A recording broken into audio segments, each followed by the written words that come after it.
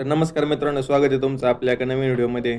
तर आज आपण बघू एक अशी कार जिला भारतात फक्त कार म्हणून नाही तर विश्वास म्हणून ओळखलं जातं, जिच्यावर कुटुंबांनी प्रवास केला, तिच्यावर टॅक्सी ऑपरेटरनी लाखो किलोमीटर गाडी चालवली आणि जिचं नाव रिलायबिलिटी सोबत जोडलं आहे.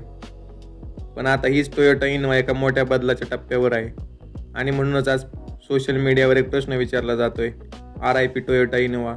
पण थांबा, जर तुम्हाला वाटत असेल इनोवा संपले आहे तर कदाचित तुम्ही या स्टोरीचा शेवट महत्त्वाचा भाग मिस करत आहात. कारण टोयोटा इनोवाची खरी स्टोरी आत्ता सुरू होते.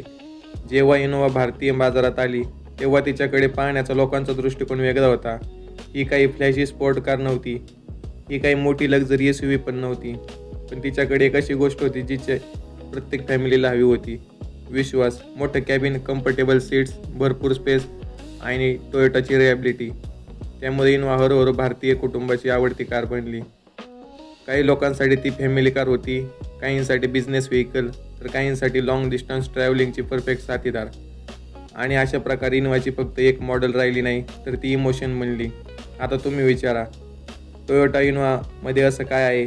तर याचं उत्तर आहे एका शब्दात, ती म्हणजे रिलायबिलिटी. भारतात गाडी घेताना अनेक ग्राहक एकच प्रश्न विचारतात, ही गाडी किती वर्ष टिकेल? आणि इथे टोयोटाचं नाव पुढे येतं. इनोवाची मजबूत रिपल्शन तयार आहे ती तिच्या लॉंग टर्म ओव्हरशिपमुळे. आजही अनेक जुन्या इनोवा गाड्या रस्त्यावर धावताना दिसतात आणि जेव्हा एखादी गाडी अनेक वर्ष वापरल्यानंतर लोकांच्या लक्षात राहते तेव्हा समजतात ती फक्त कार नसते तर ती एक लेजंड आहे. आणि मग टोयोटाने एक मोठा निर्णय घेतला, जुन्या इनोवाला पूर्णपणे मॉडर्न बनवण्याचा.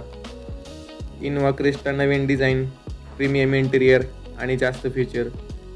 आणि त्याचबरोबर इनोवाची ओळख कायम क्रिस्टाने एक गोष्ट सिद्ध केली की इनोवा फक्त ट्रॅडिशनल फॅमिली MPV म्हणून अडकून राहणार नाही, तर ती प्रीमियम कस्टमरसाठी तयार होऊ शकते. पण इथे स्टोरीमध्ये एक मोठा ट्विस्ट आला. टोयोटाने जेव्हा इनोवा हायक्रॉस आणली तेव्हा अनेक इनोवा फॅन्सला धक्का बसला, कारण जुन्या इनोवासारखी दिसत नव्हती. डिझाईन अधिक मॉडर्न, रोड प्रेझेन्स अधिक प्रीमियम, इंटिरियर अधिक ॲडव्हान्स आणि सगळ्यात महत्त्वाचं हायब्रिड टेक्नॉलॉजी. टोयोटाने बेसिकली सांगितलं, इनोवाला फ्युचरमध्ये जायचं आहे.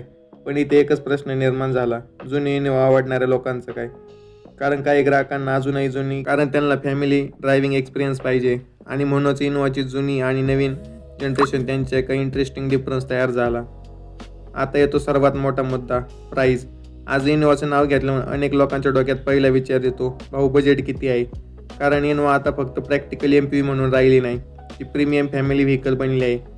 यामुळे काही कस्टमर म्हणतात, इतके पैसे घेऊन MPV घेण्यापेक्षा SUV घेऊ. आणि इथेच इनोवा समोर कॉम्पिटिशन उभं राहतं. भारतात SUVची पॉप्युलॅरिटी अजूनच वाढली आहे. लोकांना हाय सेटिंग पोझिशन पाहिजे, बोल्ड डिझाईन पाहिजे आणि रोड प्रेझेन्स पण एकदम चांगला पाहिजे. म्हणून टोयोटाला इनोवाची आयडेंटिटी फ्युचरमध्ये आणखी स्मार्ट पद्धतीने मेंटेन करावी लागणार आहे.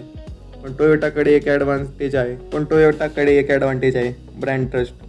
काही ब्रँड्सनी नवीन फीचर देऊन ग्राहकांना आकर्षित करतात, पण टोयोटाने वर्षानुवर्षे एक वेगळी इमेज तयार केली आहे: रिलायबिलिटी, आफ्टर सेल्स कॉन्फिडन्स आणि लॉंग टर्म ओनरशिप.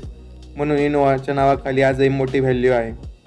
आणि कदाचित याचमुळे टोयोटा इनोवाला कॉम्पिटिटिव्हली बंद करण्याऐवजी तिला पुढच्या जनरेशनसाठी तयार करण्यावर भर आहे. तर मित्रांनो, आता एक कल्पना करा, एक फ्युचर टोयोटा इनोवा ज्यामध्ये असेल ॲडव्हान्स हायब्रिड टेक्नॉलॉजी, कदाचित पुढे इलेक्ट्रिक टेक्नॉलॉजी, जास्त स्मार्ट फीचर्स आणि प्रीमियम इंटेरियर, आणि त्याचबरोबर टोयोटाची लेजंडरी रिलायबिलिटी. जर टोयोटाने ही कॉम्बिनेशन योग्य पद्धतीने तयार केलं तर इनोवा पुन्हा एकदा MPV सेगमेंटमध्ये मोठा इम्पॅक्ट करू शकते. म्हणजे इनोवाचा एंड नाही, ही फक्त तिच्या इव्हॅल्युएशनची सुरुवात आहे. तर माझ्या मते RIP टोयोटा इनोवा म्हणणं चुकीचं ठरेल, कारण इनोवा संपलेली नाही, ती फक्त बदलली आहे. जुनी इनोवा एका जनरेशनची लेजंड होती, क्रिस्टा दुसऱ्या जनरेशनची फेवरेट बनली आणि हायक्रॉस नवीन टेक्नॉलॉजीच्या युगात इनोवाला घेऊन आली. आता पुढची इनोवा काय असणार हे पाहणं खरंच इंटरेस्टिंग असेल. तर मित्रांनो, आता मला कमेंटमध्ये एकच गोष्ट सांगा, तुम्हाला कोणती इनोवा सर्वात जास्त आवडते? जुनी इनोवा, क्रिस्टा की हायक्रॉस? आणि टोयोटाने फ्युचरमध्ये इनोवा EV आणली तर तुम्ही ती खरेदी कराल का? कमेंटमध्ये तुमचं मत मला नक्की सांगा. अशाच ऑटोमोबाईल रिलेटेड इंटरेस्टिंग व्हिडिओसाठी श्री ऑटोमोबाईल गुरु मराठीला सबस्क्राईब करा आणि व्हिडिओ आवडला असेल तर लाईक आणि शेअर करायला विसरू नका. मी भेटतो पुढच्या व्हिडिओमध्ये. तोपर्यंत पाहत राहा श्री ऑटोमोबाईल गुरु मराठी.